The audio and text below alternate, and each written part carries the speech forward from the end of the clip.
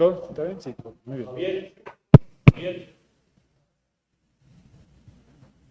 Presidente, aquí mientras está bueno, perfecto. Aquí para... Iniciamos. Buenas tardes.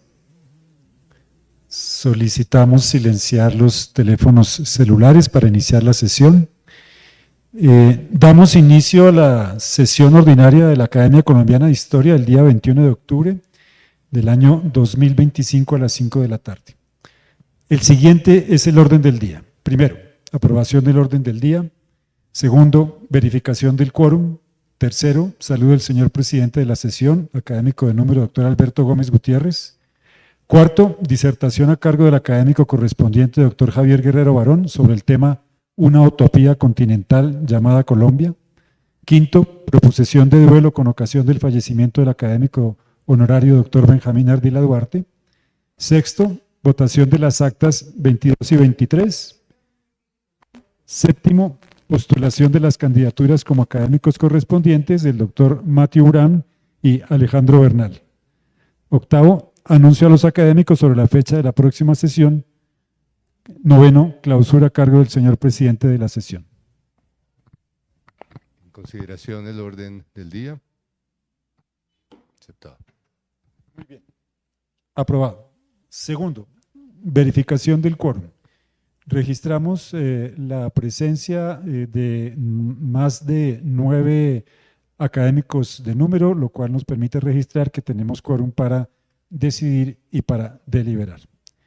Tercero, saludo al señor presidente de la sesión, doctor Alberto Gómez Gutiérrez. Mil gracias, señor secretario. Hoy es un día muy especial. Ustedes ven que estamos en el salón de sesiones, que hemos habilitado sesiones ordinarias, típicamente en donde se acogían y esperamos acoger las ponencias propuestas por los miembros correspondientes.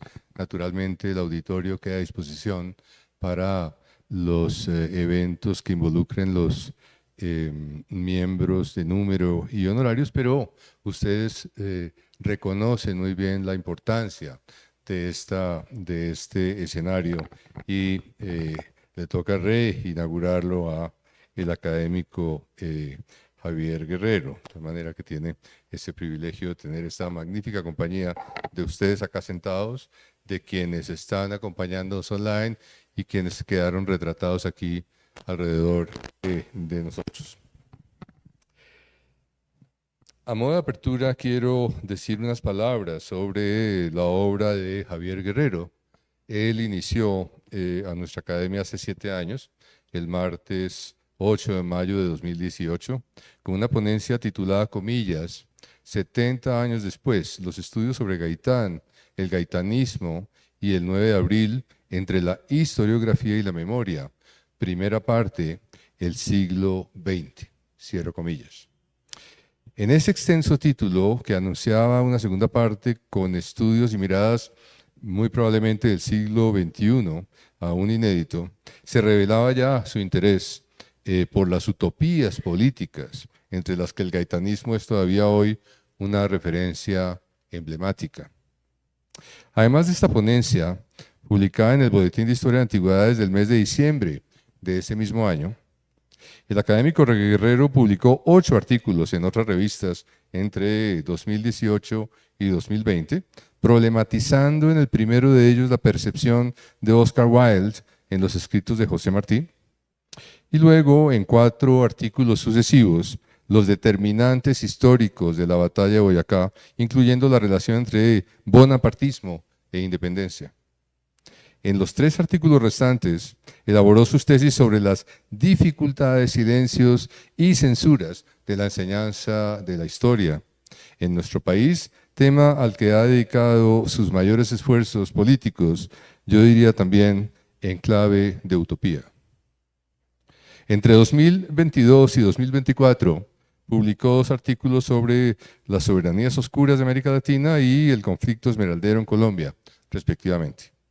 Su texto de 2018, en torno a los estudios sobre Gaitán, el gaitanismo y el 9 de abril, finalizaba con un postulado interesante en el que planteaba que Colombia, 70 años después de 1948, aún convivía con lo que él llamó el síndrome del 9 de abril. Hoy, 77 años después de este hito histórico, el conferencista podrá explicarnos en su ponencia titulada ¿Una utopía continental llamada Colombia? ¿Cómo es posible primero localizar geográficamente un lugar imaginario? Y segundo, si el hipotético síndrome sigue vigente y es tan determinante como lo fue en el pasado. También, si no es mucho pedir, Javier, si hay o no remedio para lo que para unos es una utopía y para otros fue y sigue siendo una estrategia. Bienvenido. Muy bien, un segundo tema. Seguimos con el orden del día. Entonces, el punto cuarto tiene que ver con la disertación a cargo del académico correspondiente, doctor Javier Guerrero, sobre el tema Una utopía continental llamada Colombia. El señor presidente de la sesión ha hecho una presentación muy completa del expositor. Simplemente quiero señalar dos de sus obras, que son El proceso político de las derechas en Colombia, El imaginario de la guerra y Los años del olvido en Boyacá, origen de la violencia en Colombia. El doctor Guerrero ha sido profesor de tiempo completo de la Universidad Pedagógica y Tecnológica de Colombia, fue decano de la Facultad de Ciencias de la Educación de la misma universidad y miembro correspondiente de la Academia desde el año 2018. Doctor Guerrero, tiene la palabra. Señor presidente, señor secretario, señores de la mesa directiva, es un honor para mí volver a compartir este estrado y estrenar este importante recinto donde la historia muy seguramente va a transcurrir por muchos años y construyendo una historia que sea útil para la transformación de Colombia. Quiero decir que esta exposición, primero agradecerle al señor presidente de la sesión y al señor secretario esa generosa presentación, bastante generosa, y decirles que tenemos que continuar el trabajo que desde el comienzo del siglo ha trazado una de las instituciones de mayor trayectoria intelectual en Colombia.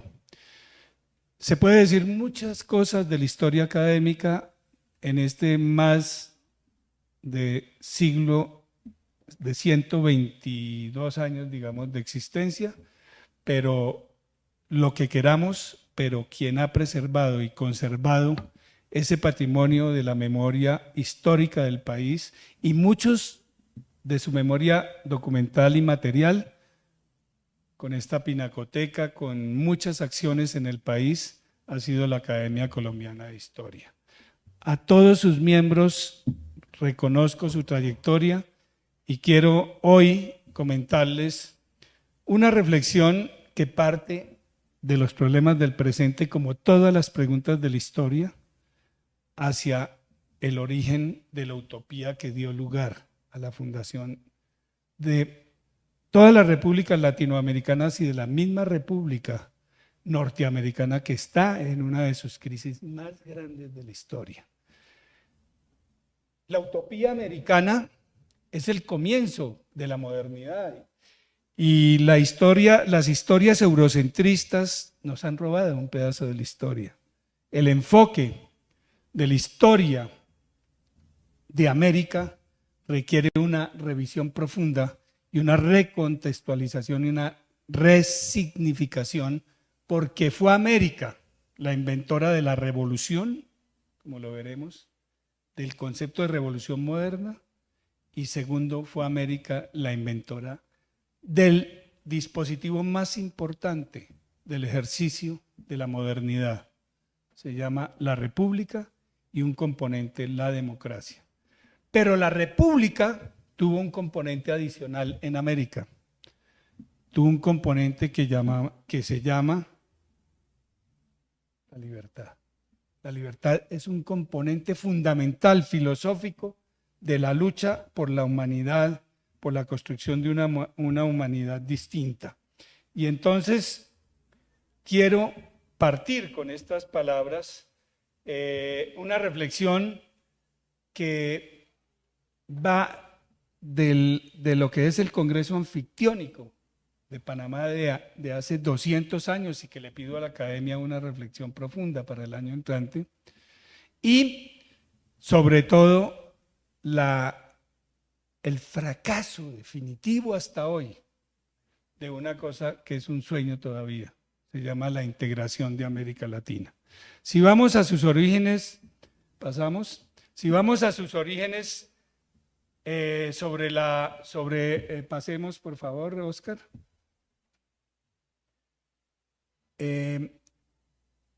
Sigamos.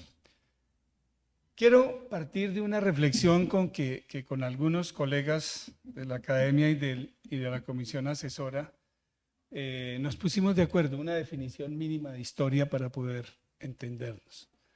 En ese momento dijimos, la historia es un método riguroso, y digámoslo hoy sin pena, y científico, de estudio sobre el pasado para comprender los grandes problemas del presente y visionar las transformaciones del futuro. Con esta pequeña definición la hemos tomado como herramienta, para reflexionar sobre un proyecto de largo aliento que venimos desarrollando desde hace más o menos una década, paralelo con el Bicentenario, con el proyecto Ruta del Bicentenario, que tuve el honor de dirigir desde el 2008. Es un proyecto de largo aliento que va desde los orígenes precolombinos hasta la historia del tiempo presente en 5 fases. ¿Sí? Busca comprender el fracaso histórico de la integración de América Latina en 200 años desde el Congreso Anfictiónico y el triunfo del panamericanismo inspirado en el monroísmo. Quiero rendir homenaje a uno de los grandes antecesores de esta reflexión, es que recuperar la hipótesis del historiador Indalecio Liévano Aguirre, quien con otros nombres decía que había 2 grandes idearios en América que chocaron: bolivarismo y monroísmo. Es un pequeño texto, pero muy revelador si lo leemos hoy, y los invito a recuperar las reflexiones de ese hombre que pasó por esta casa, que es Indalecio Liévano Aguirre, y que llegó a ser un hombre de muchísima prestancia internacional a nombre de Colombia. 4 partes tiene la reflexión rápida que voy a hacer en una síntesis de lo que hemos avanzado en este proyecto. El preámbulo tiene que ver con el origen del concepto de utopía para saber de qué estamos hablando, desde dónde hablamos. El nombre de América desde la Colombeia hasta la recuperación de la Vía Yala, que es el último nombre que ha tenido el continente, como lo veremos hoy. La revolución moderna como un invento americano, y 4, la derrota del nombre de Colombia, el fracaso del Congreso Anfictiónico, la doctrina Monroe y el destino manifiesto. Quiero dedicar esta reflexión también a mi esposa que me acompaña aquí, la historiadora y socióloga Bárbara García, quien acompaña muchos de los debates y las reflexiones que he hecho en los últimos 45 años. Vamos a saber qué quiere decir utopía. Utopía, la Real Academia dice que es un plan, proyecto, doctrina o sistema deseables que parecen de muy difícil realización. También tiene una segunda acepción, representación imaginativa de una sociedad futura de características favorecedoras para el bien humano. Pero la historia y la filosofía han reflexionado muy profundamente sobre el concepto de utopía, y podríamos decir que en el mundo de los imaginarios y las ideas no existiría sin el concepto central y transversal de utopía.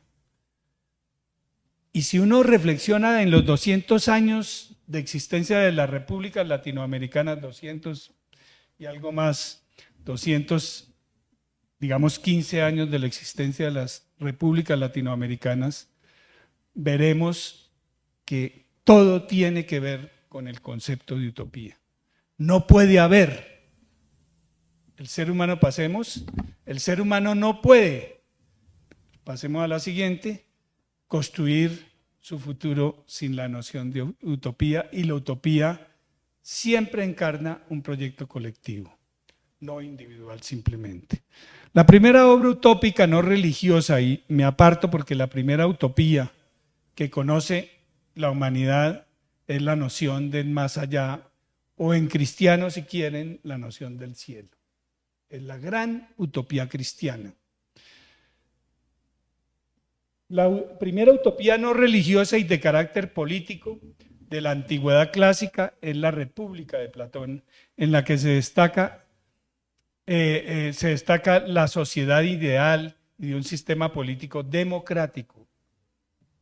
La utopía empezó por la democracia, dentro de los límites imaginarios de su tiempo, pero la idea del demos, un pueblo empieza, la idea de pueblo empieza a rondar la utopía desde sus comienzos. La lucha en adelante será por la utopía del gobierno del pueblo, frente a las visiones heterónomas del sujeto y del colectivo social, fundando una tradición en Occidente. Hoy, todavía la utopía de los gobiernos del pueblo sigue rondando el concepto de democracia en el siglo XXI. La calle se le dice a la expresión popular, y vendrán estos tiempos de convulsiones sociales, vendrán necesariamente a recuperar la noción de pueblo. Claro, hay sectores que no aceptan esta acepción porque le tienen miedo al pueblo. Y siempre históricamente le han tenido miedo al pueblo. El inventor de las utopías modernas, del concepto moderno de utopía, fue Tomás Moro. Él vivió en 1478 y el 35 con su obra cúspide, el libro del Estado Ideal de una República en la Nueva Isla de Utopía, que si ustedes lo leen con cuidado era América, esa pequeña isla que se acababa de descubrir y cuyas noticias empezaban a llegar al viejo continente, era la primera gran utopía moderna. Y ustedes van a ver mucha literatura. El imaginario medieval se traslada a América. Los monstruos, los diablos, las brujas, todo ese tipo de personajes empiezan a trasladarse a América en la imaginación de los nuevos pobladores de ese mundo mágico. Y es el libro del Estado Ideal de una República en la Nueva Isla de Utopía de 1516. Le costó la decapitación en 1535 por Enrique VIII, al autor de ese bello libro de soñadores. La palabra que se usa para hacer referencia luego al estado ideal futuro imaginario de ese no lugar en que se ha llegado a concebir una sociedad que sea esta natural o política, un estado perfecta, una sociedad perfecta, y por eso deseable, pero no realizable, y siempre llevará la palabra aún, porque la utopía siempre está aplazada, ¿sí? Siempre hemos creído que la utopía no es perfecta y que todavía nos falta algo para perfeccionarla, pero que ilumina la acción de los hombres. Y subrayo esa parte: sin utopía no hay acción de los hombres. Si ustedes miran las constituciones y todo el proceso constitucional que hay del 10 al 16 más o menos, y luego con la gran constitución del 21, creando una gran Colombia, que son los historiadores los que sueñan todavía con esa utopía, porque esa no se llamaba Gran Colombia, se llamaba simplemente Colombia. Entonces, vamos a reflexionar rápidamente sobre el nombre de las cosas. Vamos a reflexionar rápidamente sobre el nombre de las cosas, porque es que Humberto Eco dice que que el nombre de las cosas es tan importante como las cosas mismas. Eco, que tiene mucho de anarquista, ¿sí?, invierte modernamente el espejo de la realidad. Y entonces él dice tiene una frase que yo interpreto así, la traduzco a mi manera. La rosa no es hermosa por ser rosa, sino por llamarse rosa, porque hermoso es el nombre de la rosa. La frase de Eco dice, de la rosa solo nos queda el nombre, los nombres desnudos tenemos. Quiere decir que la belleza, la rosa, solo nos queda, de la rosa solo nos queda el recuerdo o la palabra, porque la idea de la rosa, nos queda la idea de la rosa, porque la rosa en sí no la podemos tener. La rosa es efímera, desaparece, solo nos queda su recuerdo. Y entonces el nombre de las cosas a veces es más importante que la cosa misma. Pasemos, por favor. Bueno, por eso es necesario volver a pensar el nombre de América, su origen y sus tránsitos. Detrás del nombre de las cosas hay muchos combates imaginarios y reales. El nombre de América se debe al navegante, ustedes lo saben, estamos entre historiadores, Américo Vespucci, que vivió entre 1454 y 1512, después del viaje de los viajes de Colón, quien identificó como un nuevo continente el territorio extenso que Colón había descubierto, y no como una costa de la India o del continente asiático. El reconocimiento del mérito de Américo Vespucci fue realizado por el cartógrafo Martín. El nombre en alemán es Hans Müller, quien al elaborar el mapa del mundo en 1507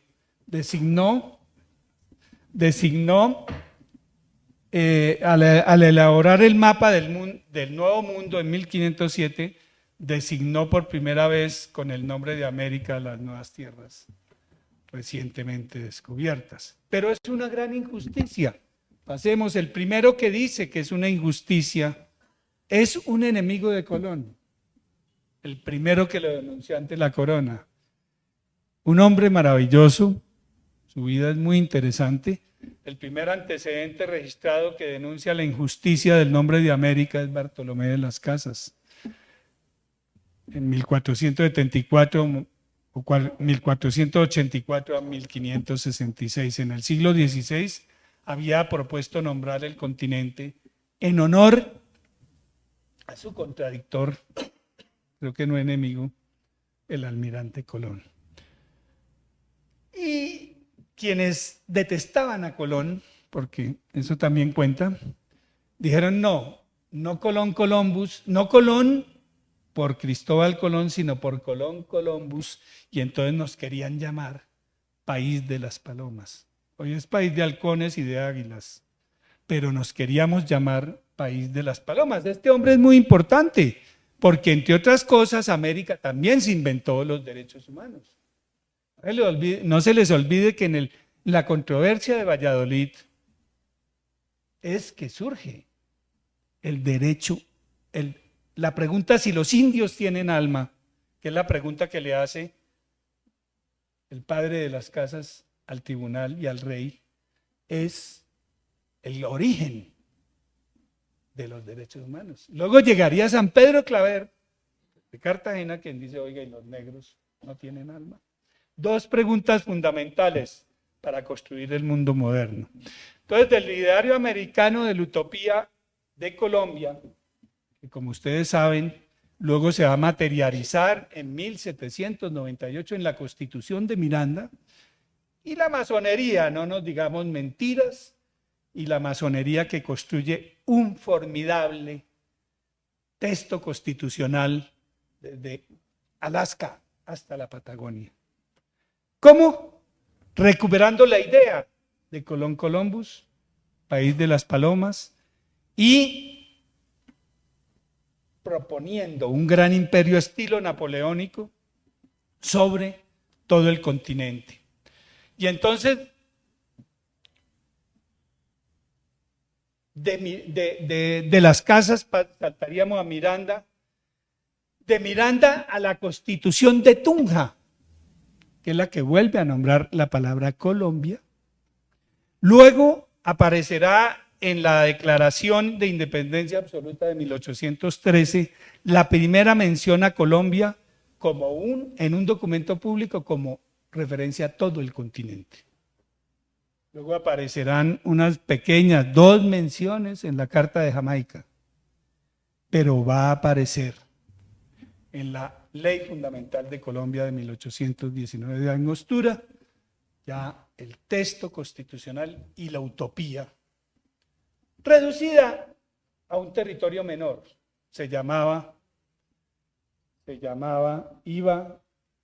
Reducida ya no a la ambiciosa propuesta que ven en el mapa, en el mapa de anterior, mostramos el mapa anterior, la propuesta de 1798 y la propuesta del Congreso Anfictiónico de 1826.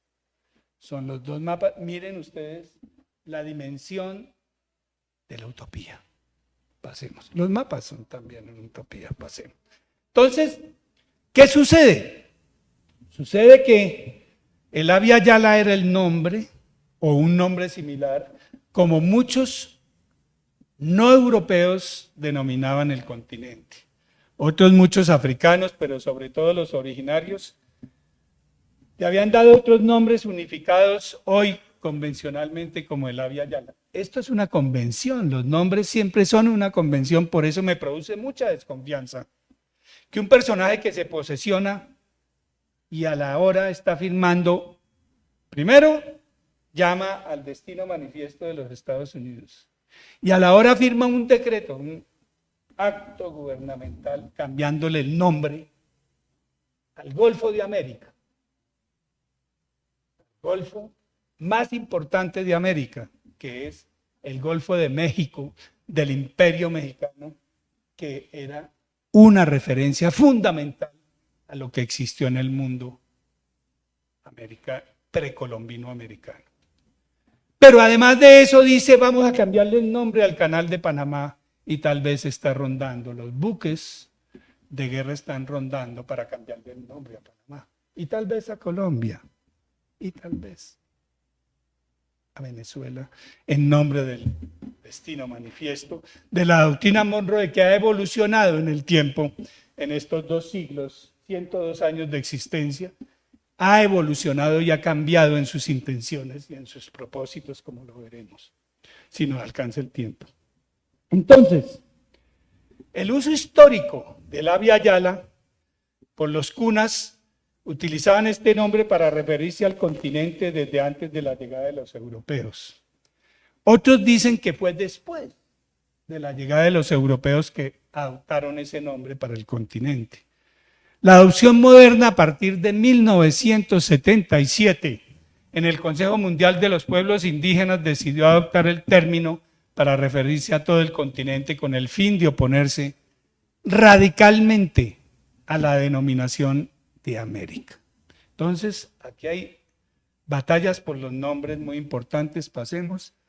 Y entonces, pero después de Colombia, que su nombre fue prohibido después de la disolución de Colombia, por eso hay solo hasta los Estados Unidos de Colombia, federativos, y luego hasta la República de Núñez, de la Regeneración, recuperan el nombre, pero hay un vacío en que no se puede usar el nombre de Colombia, porque ese nombre pertenecía a unas naciones que hoy se disolvieron y que fueron enemigas del proyecto unitario de la Gran Colombia.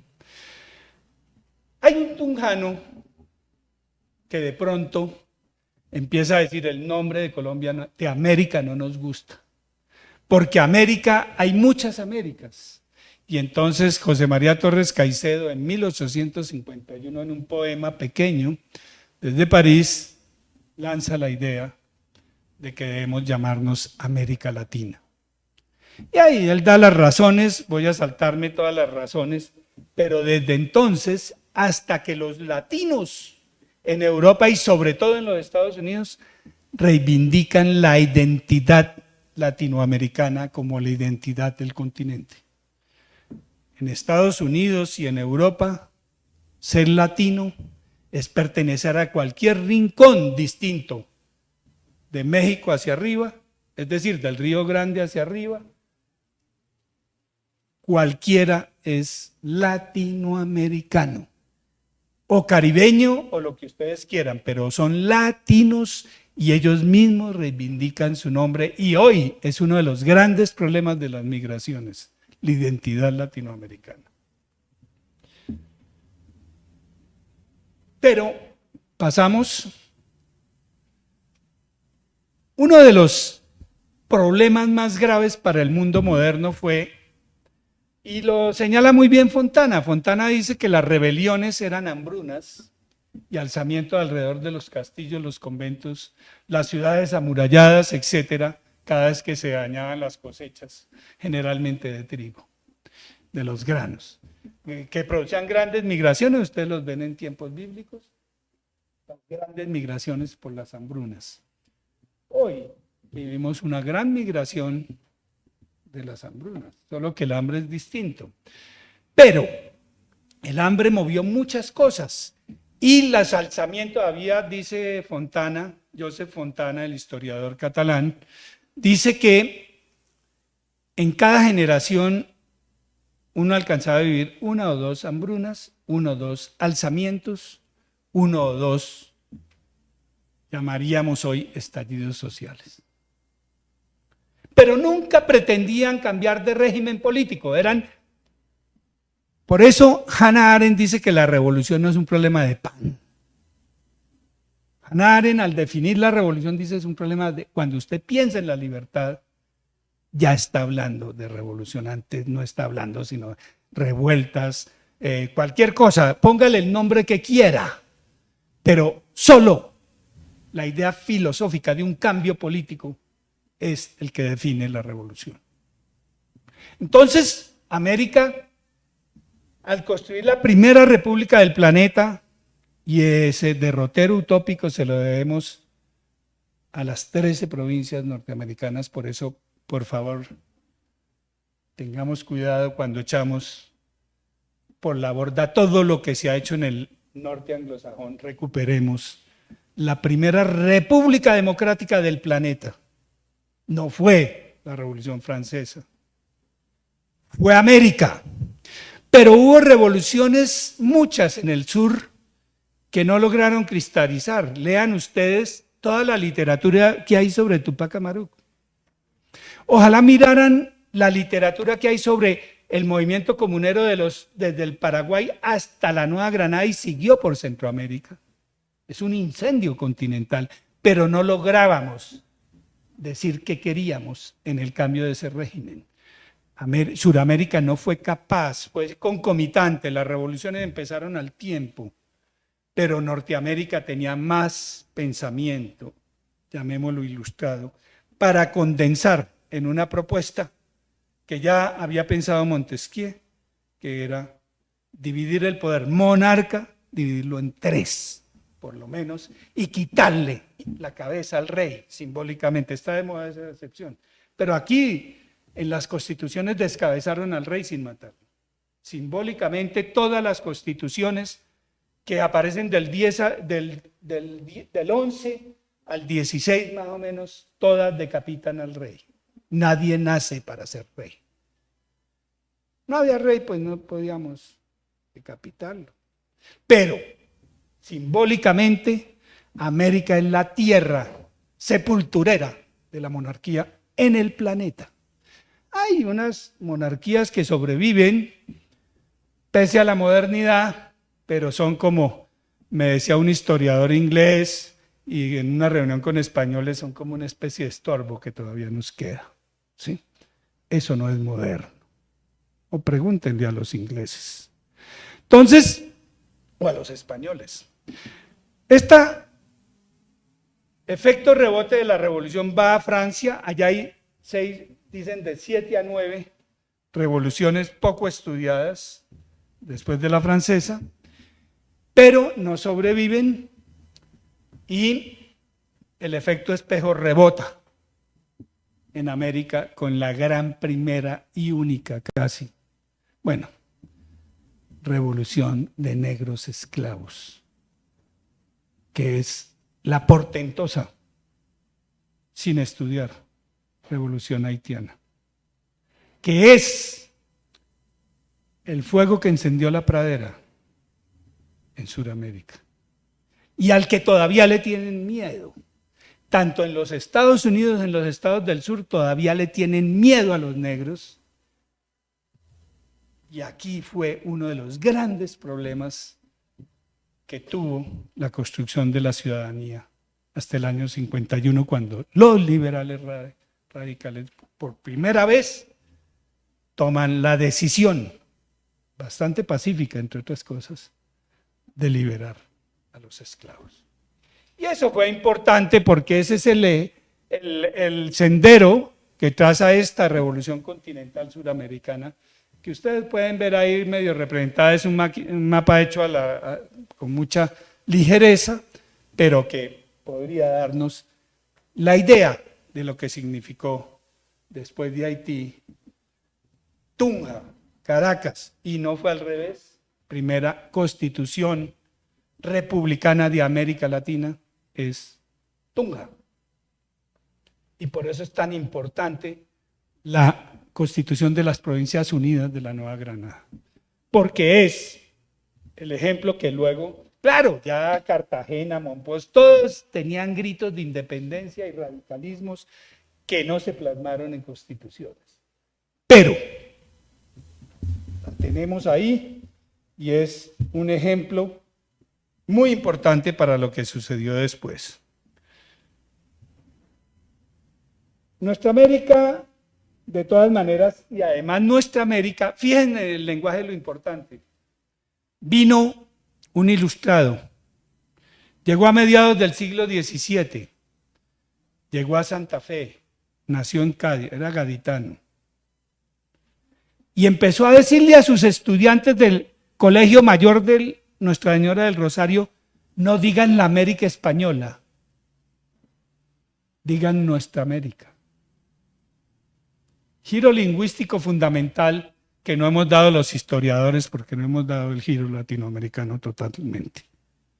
Esa mirada subversiva de pensar desde otra mirada y desde otro, del lado del continente, construye un sujeto revolucionario que va a ser el que va a construir todas esas revoluciones que ustedes ven ahí y que van a luego a generar el Nariño, primer gran revolucionario, muy importante, y luego todos esos revolucionarios que ofrendaron su vida. Aquí ni siquiera los abogados saben que el santo patrono de los abogados debía ser un tal Antonio Ricaurte, que murió en las mazmorras de Cartagena por haber firmado la defensa de Antonio Nariño. Debían declararlo santo patrono de los abogados y canonizarlo, porque murió por el derecho de defensa de su reo. Entonces, todas esas cosas, el mismo Miranda, como uno de los grandes constructores de esta utopía, saltémonos y vamos a la Carta de Jamaica, que funda un pensamiento continental que muchos no entendieron. En nuestra pelea entre nuestras fuerzas internas de la Gran Colombia y los venezolanos, los caraqueños con Páez, Flores, la destrucción de la Gran Colombia, además de los errores de Bolívar sobre pensar en el cesarismo napoleónico como solución para estos países, es un error histórico muy fuerte. El cesarismo napoleónico fue muy problemático para todas las revoluciones y para toda la noción de democracia, pero nada de esos errores le borra la visión continental y futurista que tenía ese personaje, que es uno de los grandes hombres del siglo XIX en el mundo, declarado en muchas partes del mundo. En los Estados Unidos hay no sé cuántas poblaciones que llevan el nombre de Bolívar, en Europa también, y en el imaginario de los jóvenes, siempre que se imaginan una revolución del siglo XIX está Simón Bolívar. Ningún otro hombre o mujer llega a la dimensión histórica que llega a tener a pesar de que su nombre fue prohibido. Recuerden ustedes que la muerte de Bolívar se supo 6 meses después en Caracas, porque estaba prohibido hablar de la muerte de Bolívar. Y además, es un dictadorzuelo de esos venezolanos, ¿no? Un dictadorzuelo, es Guzmán Blanco el que recupera el nombre de Guzmán y pone, de Bolívar, y lo pone en todas las plazas. Pero claro, al lado de su estatua, en la industria de bronce que se inventó y que enriqueció a algunos artistas, que era la estatua de Bolívar al lado de la estatua del dictador. Bueno, de todas maneras, Bolívar es importante hasta el punto de que lo reivindican. Laureano Gómez tiene una biografía de Bolívar póstuma y muchos liberales y conservadores han escrito libros sobre Bolívar, indistintamente de los partidos en que militan hoy. Claro, algunos usan todavía su espada, no sé si correctamente. La Gran Colombia, entonces, lo que llamamos pasemos por favor, la Gran Colombia empieza a convertirse en lo que quedaba de la utopía de la Colombia, y era grande, y alcanzó a ser vista como la gran potencia suramericana. En los archivos diplomáticos ustedes van a encontrar grandes loas a la Gran Colombia, como la gran potencia que prometía ser en el siglo XIX. Pero llega el gran fracaso de la Unión Latinoamericana, fracaso rotundo y contundente del Congreso Anfictiónico de 1826. Allí, hasta hoy, jamás se ha vuelto a hablar. Se ha hablado de panamericanismo, pero eso es Monroe. Eso no es unidad latinoamericana. Es unidad americana al servicio de América para los americanos, que es la consigna que va a llenarse por 2 siglos, cambiando de sentido en diferentes etapas, en 5 etapas. El triunfo de la doctrina Monroe, pasemos, es el triunfo de la utopía llamada Colombia. El Indalecio Líbano Aguirre dice que es el triunfo del criollismo, donde nadie quería que hubiera naciones grandes, porque todos querían que los límites de la nación coincidieran con la de su hacienda y 3 compadres, o 4, o 5 compadres. Y eso es Centroamérica, es la balcanización de América Latina, y es el caudillismo del siglo XIX, tan desastroso para todo el subcontinente. Bueno, yo digo desastroso en un juicio presentista, pero me parece que eso impidió la construcción de un mejor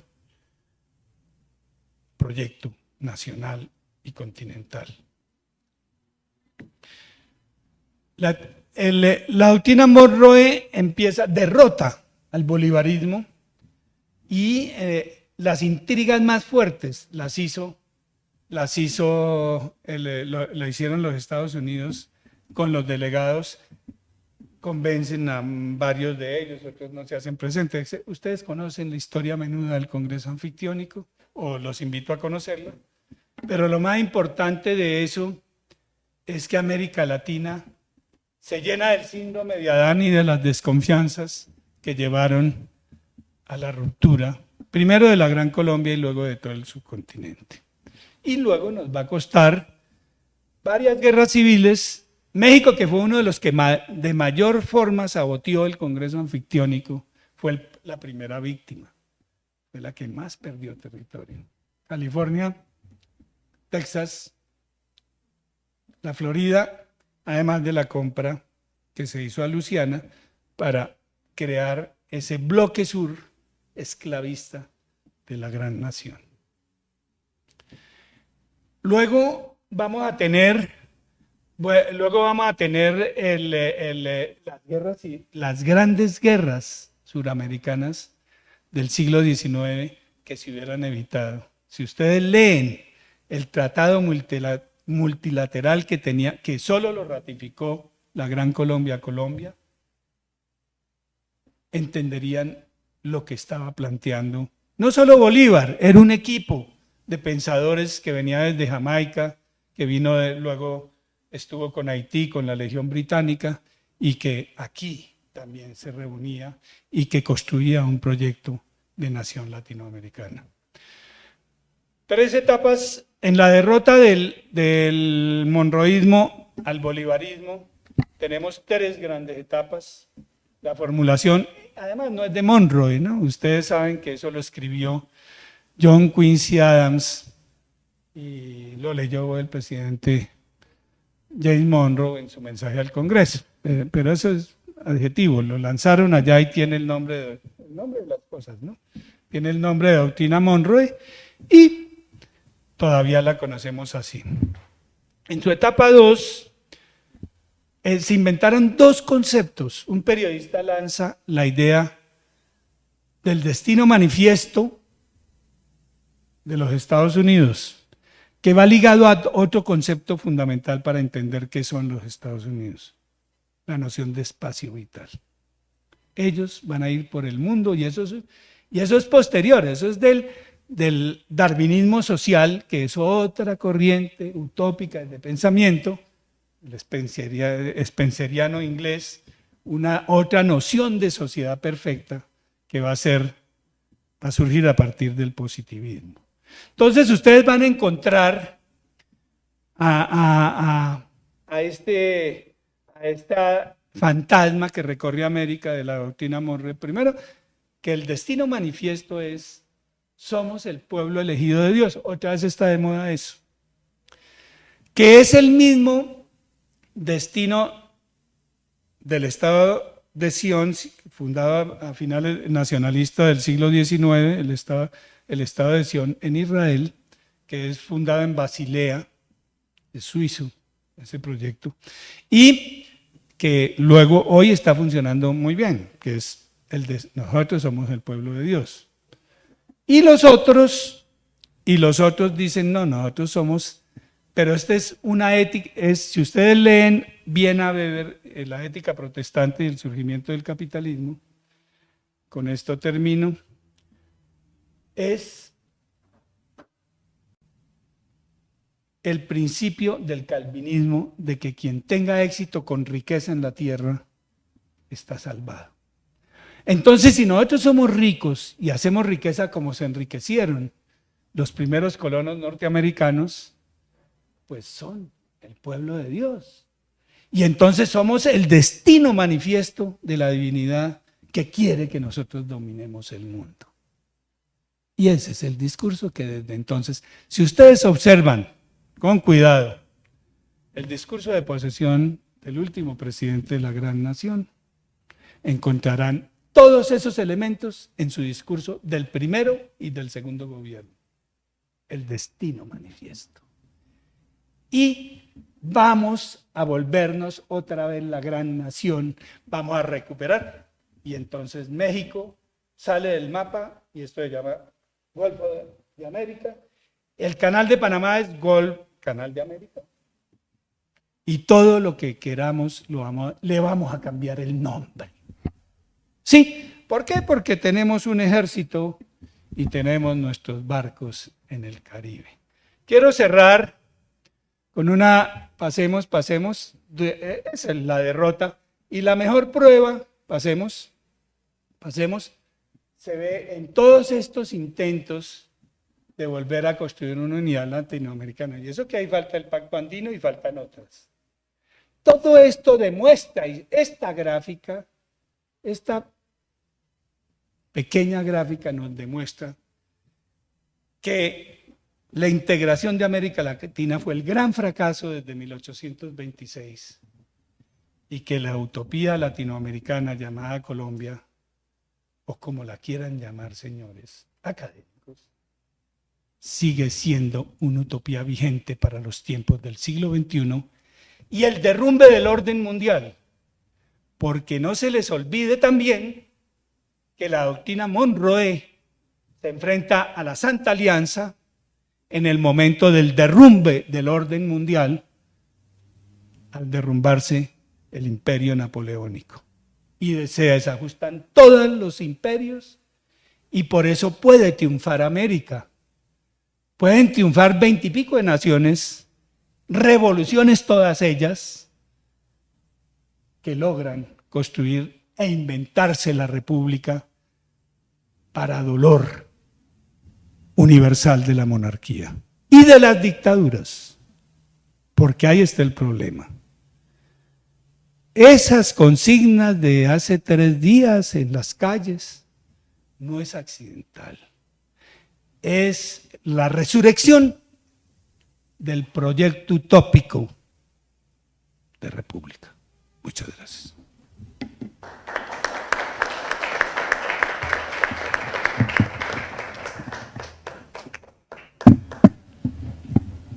Gracias, señor presidente. Ay, la tecnología me ha... Sí, sí.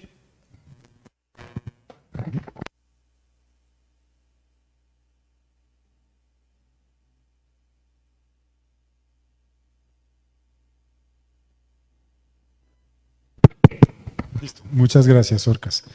Muchas gracias, académico Guerrero, por su exposición.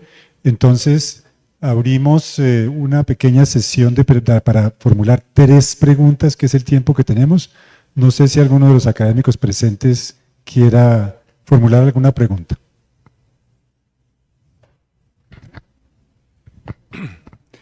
Una pregunta, Javier. Las utopías, usted parecería presentarlas como fines y eventualmente son medios. ¿Qué tanto conviene concebirla como fin y no como medio? Bueno, es ambas cosas, porque la utopía necesariamente los filósofos y los teólogos tienen un concepto que las define. Son teleológicas. Son un lugar de llegada, ¿sí? Si ustedes leen el poema de Constantino Cavafis, El viaje a Ítaca, ustedes ven que la utopía es Ítaca.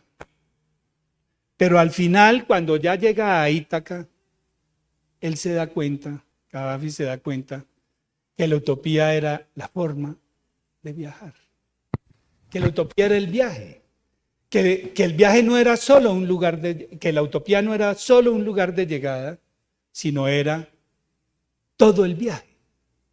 Y entonces a veces nos volvemos tan pragmáticos que creemos que hay que llegar de cualquier manera. El fin justifica los medios, dicen. Y otros decimos, los medios son tan válidos como el fin. Y es un problema ético fundamental del mundo que se derrumba. Los medios primaron sobre todo y los fines desaparecieron como los principios que los movieron. Y entonces, medios, fines, principios, etcétera. Hay reflexiones muy importantes. Yo creo que Maquiavelo es un gran pensador de los fines y los medios, y yo creo que la utopía, gracias por la pregunta excelente, filosófica y profunda, es tanto medios como fines. Cavafis, el poema del viaje a Ítaca. Muchas gracias. Muy bien. Y acá. Se dijo que la primera revolución había sido en América y que la Revolución Francesa no había sido revolución. Yo quisiera que me aclarara eso.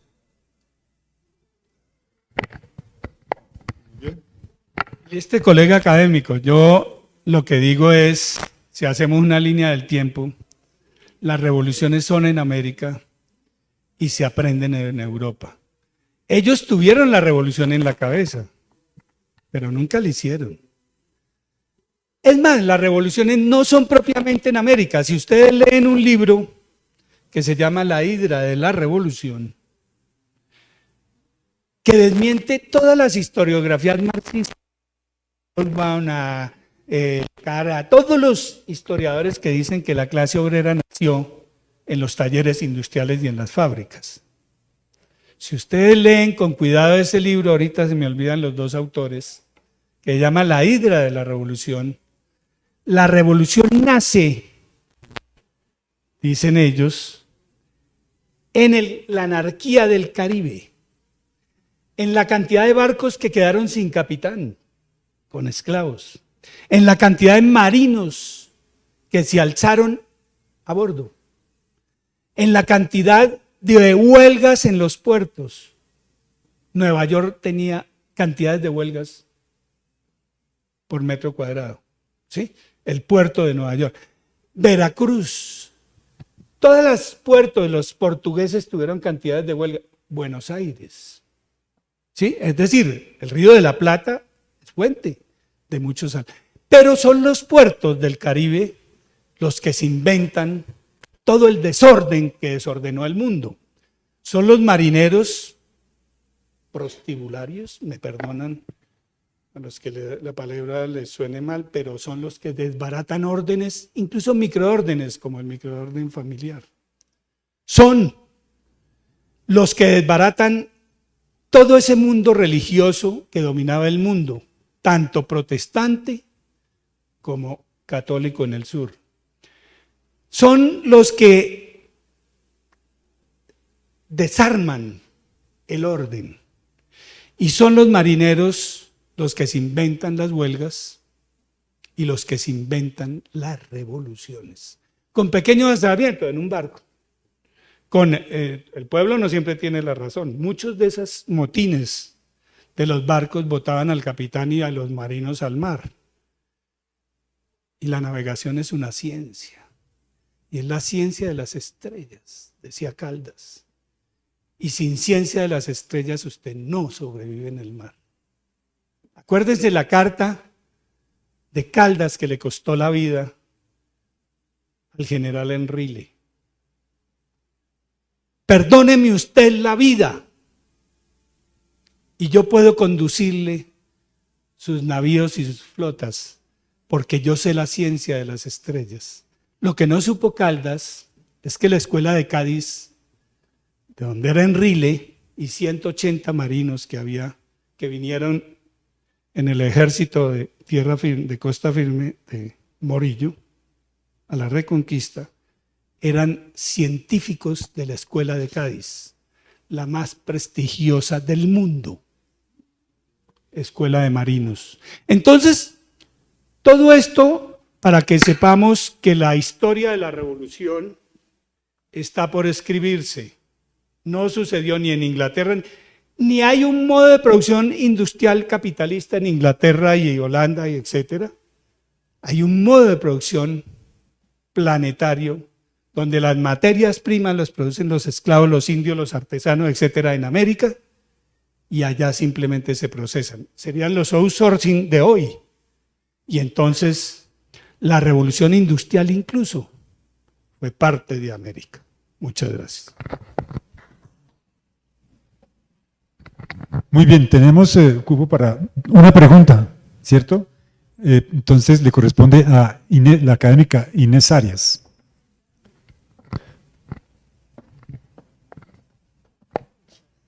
Muchas gracias.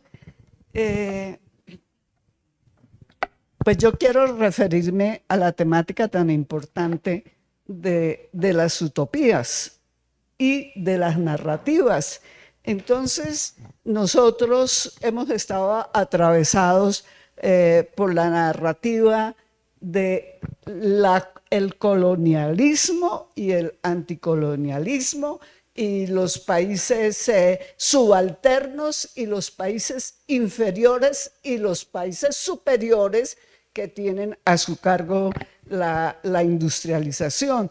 Entonces, dentro de todas esas utopías, pues esas circulan y esas cambian de interpretación para los pueblos, pero queda una base muy fuerte: desarrollo, subdesarrollo, industrialización, países atrasados, arriéré. Entonces, eso de sí, muy importante la temática sobre las utopías, el proceso histórico de las mismas, como lo ha presentado el académico Javier, y como las seguimos reforzando en el tiempo y en el tiempo presente. O sea, que eso nos va dando, esas narrativas, una identidad muy fuerte de que los unos son superiores, los otros son subalternos, de que hay un punto de llegada donde los otros están y donde esas otras mayorías pues producen materias primas, producen todo lo que es subalterno y allá se les da otro valor. Entonces, era para digamos, mi intervención se aúna a esa presentación tan importante que el académico ha hecho, porque seguimos ahí, seguimos dentro de esas narrativas y esos conceptos que lo que pasa es que se van actualizando, reformulando, pero que tienen su raíz en la historia y en eso que usted ha expuesto. Gracias. Muchas gracias por esa reflexión, que es más importante lo que usted dijo que lo que yo voy a decir. ¿Por qué? Porque ahí está la historia de la ciencia económica, de la historia económica, que la economía es historia. Lo han querido reducir a modelos matemáticos, los Nobel de Economía, pero recuerden que vienen ya en serie varios historiadores premios Nobel de Economía. ¿Por qué? Porque a la economía no se puede estudiar sin historia. Es un enfoque de la ciencia de la historia, ¿sí? No es una ciencia aparte. Entonces, el error fue volverlo modelos, modelación matemática y teoría de juegos. Ese es el error. Pero si nosotros miramos la historia del capitalismo, desde la pregunta inicial de dónde proviene la riqueza de las naciones, que es de Adam Smith, pero ya estaba hecha por los fisiócratas. Recuerden ustedes que los fisiócratas dijeron, no, es que la riqueza viene de la tierra. Y entonces los fisiócratas, hay una corriente neofisiocrática en la universidad donde estuvimos, donde trabajó Adam Smith, ¿cómo es? Bueno, allí hubo un debate con los historiadores escoceses irlandeses que están reviviendo la fisiocracia, donde surgió la economía de Adam Smith en el norte del Reino Unido. Entonces, allí hay un debate muy importante. Hoy, con toda la teoría ambiental, están diciendo, los fisiócratas tenían razón. No hay riqueza sin la tierra, y la tierra tiene el agua, la tierra tiene la vida, y la tierra tiene muchas cosas, mientras que Adam Smith planteó, que lo va a retomar más, y ustedes saben, la teoría del valor. Solo el trabajo humano produce riqueza. Y entonces ahí viene un debate histórico muy importante, que fue el famoso eslogan de los historiadores, el oro indiano empobreció a España. Era cierto. No era ni siquiera la plata y el oro. Llevarse la plata y el oro los empobreció. Porque Inglaterra, porque Holanda, porque todos los países pudieron venderle mercaderías a España. Y es lo que llama la enfermedad holandesa. Venderle mercadería a España. España quedó sin nada, compró mercaderías, hizo cantidad de contrabando con América y quedó pobre. No producía nada. ¿Sí? No producía. Y entonces, hoy tenemos muy claro que el problema no es de desarrollo o subdesarrollo. Los modelos dominantes son importantes. El problema hoy es pobreza y riqueza. Hoy, cuando la riqueza se concentró en el 1% de la población, sabemos que Pambelé, el filósofo de Cartagena, tenía razón. Es mejor ser rico que pobre, porque la concentración, la riqueza se multiplica para concentrarse más.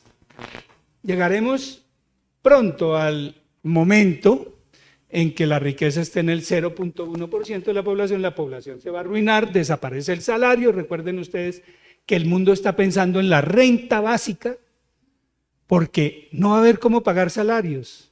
¿Y con qué funciona la máquina del capitalismo? Alguien tiene que comprar. Y entonces ahí está la Corte Constitucional tirándose un proyecto futurista, de renta básica. Que 3 millones de personas tengan renta básica. ¿Qué es lo que Europa está pensando? Estados Unidos, ¿por qué está quebrado?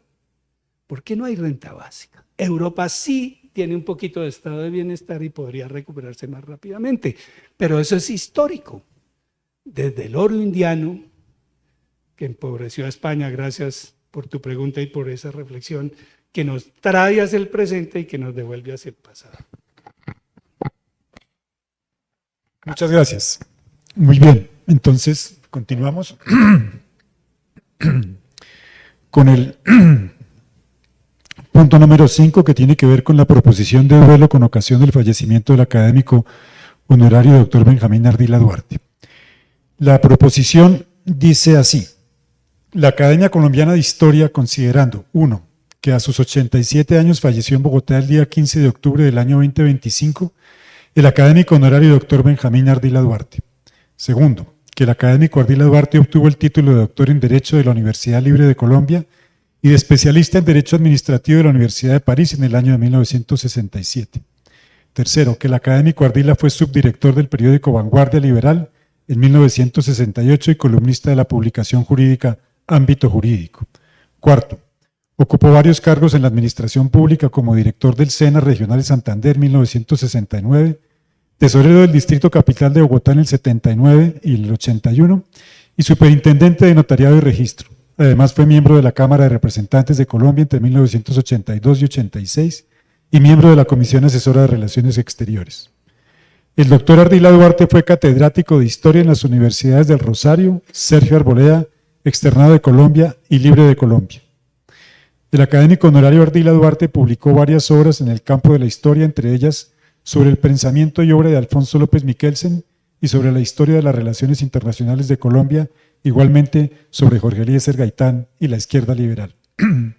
Séptimo, Benjamín Ardila Duarte fue elegido miembro correspondiente de la Academia Colombiana de Historia el 1 de junio del año 2001 y luego, el 1 de junio del año 2010, fue elegido miembro numerario de la corporación y el 22 de agosto de 2023 tomó posesión como académico honorario. Por las razones que se dejan expuestas, la Academia Colombiana de Historia acuerda. Artículo 1. La Academia Colombiana de Historia lamenta de la manera más sincera el fallecimiento de su académico honorario doctor Benjamín Ardila Duarte y evoca su memoria con respeto y admiración por su talento y su contribución a esta corporación. Segundo, guardar un minuto de silencio en su memoria. Tercero, enviar copia de esta proposición a la familia del académico fallecido con un mensaje de condolencia. Cuarto, publicar en el Boletín de Historia de Antigüedades, en la sección Vida Académica, el texto de la presente proposición, dada en Bogotá a los 21 días del mes de octubre, del año 2025. Firma presidente Armando Martínez Garrica y secretario académico Camilo Gutiérrez Jaramillo. Propongo entonces un minuto de silencio por Benjamín.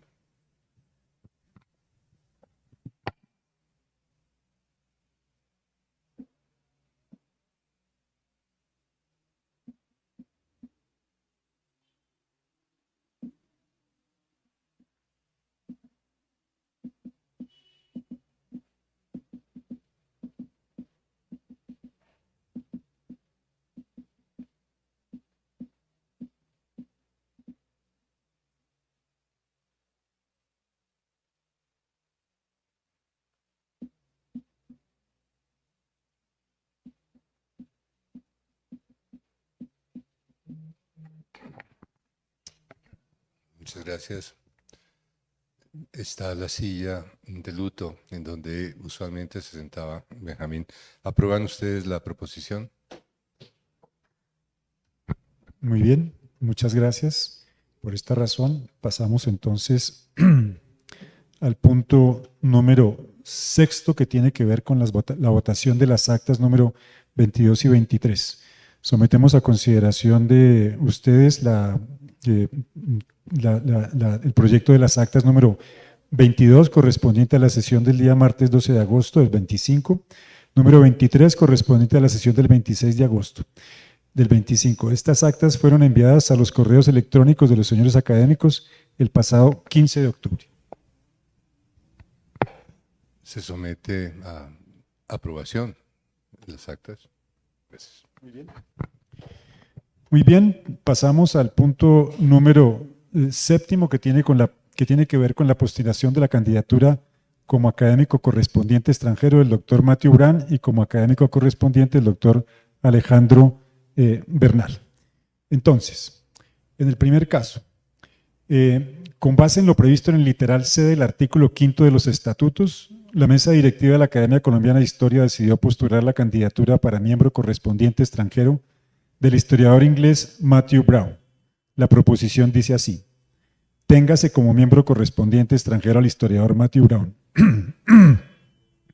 El profesor Brown recibió su doctorado en Historia de la Universidad de Londres y es actualmente catedrático de Historia de América Latina y miembro del Comité de Ética de la Universidad de Bristol, Inglaterra.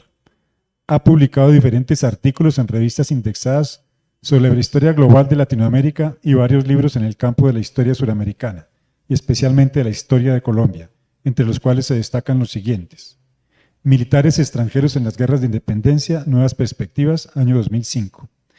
Informal Impact of Latin America, año 2008. The Struggle for Power in Post-Independence, Colombia and Venezuela, 2012. La historia global de la batalla del Santuario, 2015. Sports on South America, en el 2023. Matthew Brown es coeditor del Boletín de América Latina Research y también de la revista Historia y Sociedad de la Universidad Nacional de Colombia en Medellín. Recientemente colaboró con la Academia Colombiana de Historia como jurado evaluador del Premio Nacional de Historia del año 2024. Sometemos la candidatura del profesor Matthew Brown, quien viene a enriquecer las membresías correspondientes internacionales, hoy en cabeza de Anthony Macfarlane en Inglaterra, con el fallecimiento de Malcolm Dees. Entonces, si ustedes están de acuerdo, pasamos.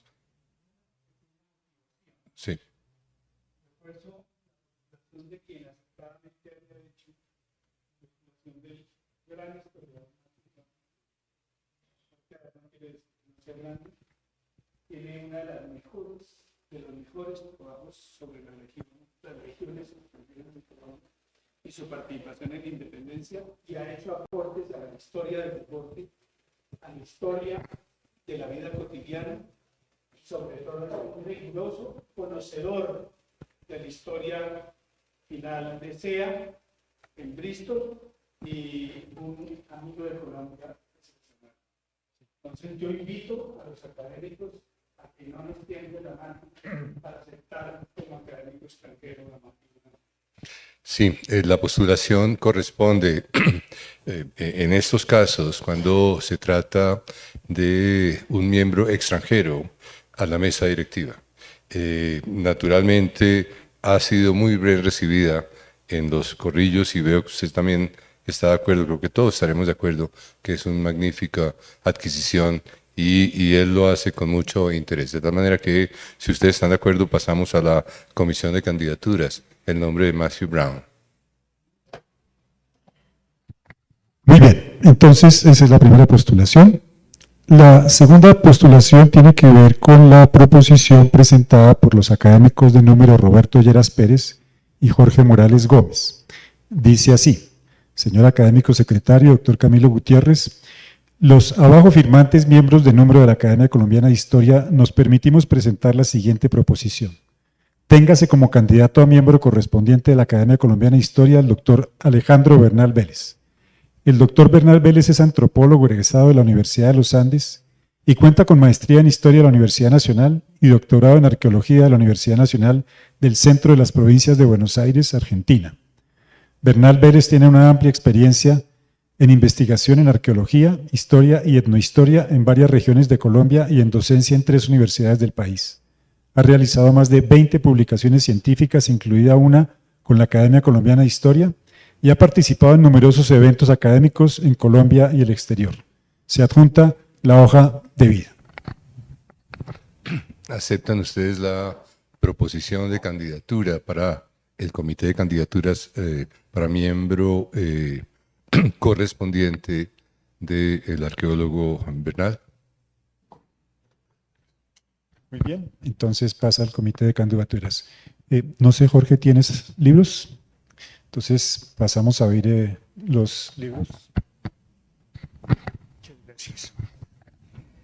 Bueno, entre septiembre y octubre ha llegado a la biblioteca de la Academia la tercera entrega que hago de los 30 libros que donó la universidad, sino por canje, perdón, la Universidad de los Andes, de Armando José Fuentes Hernández y otros, música, arquitectura y acústica en la capilla de Santa Bárbara en Barichara, 2024. Rebecca Scott y Jan Ebrard, Papeles de Libertad, una odisea transatlántica en la era de la emancipación, del 2015.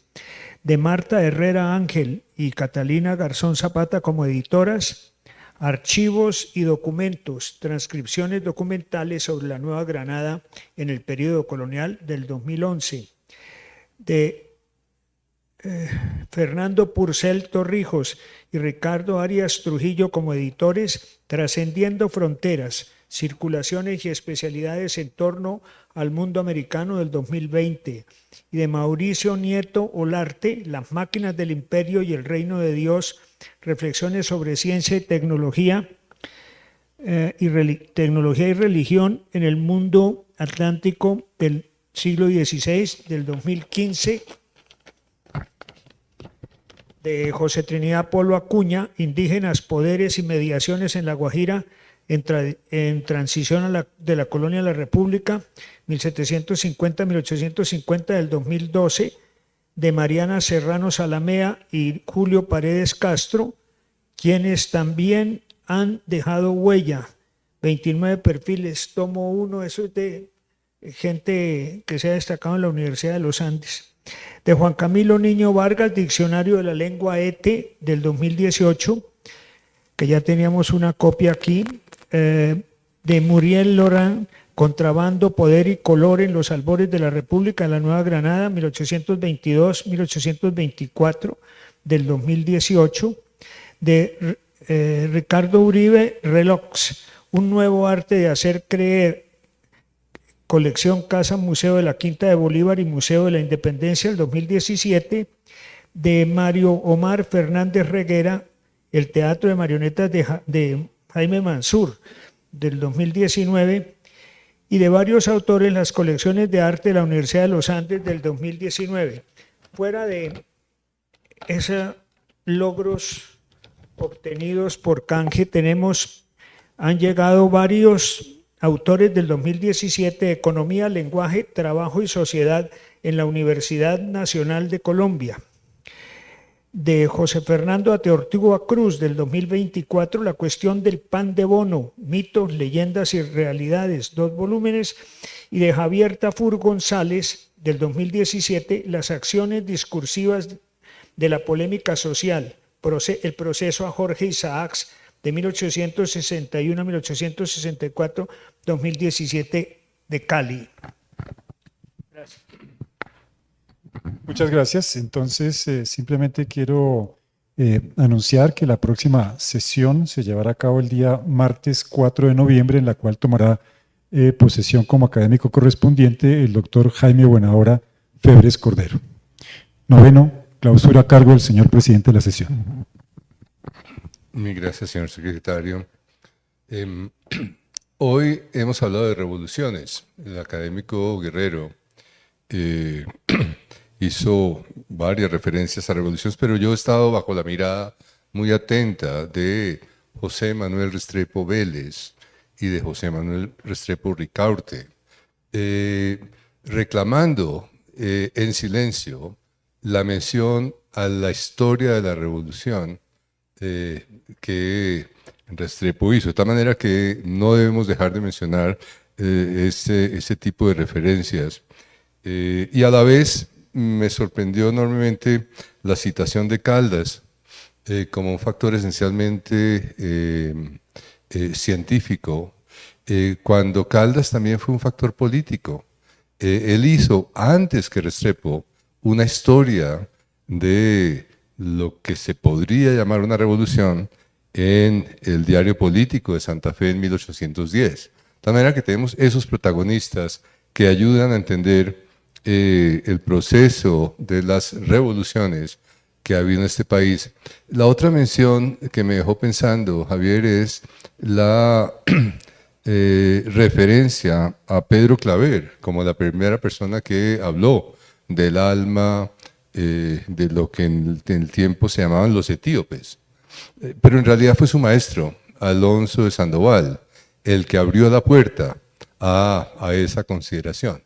De tal manera que aquí, frente a tantos protagonistas de la historia, a mí me parecería muy bien, primero, renovar esta sala de reuniones tan estimulante, sobre todo, como ustedes vieron, con la apertura de una sección de consideraciones y de preguntas.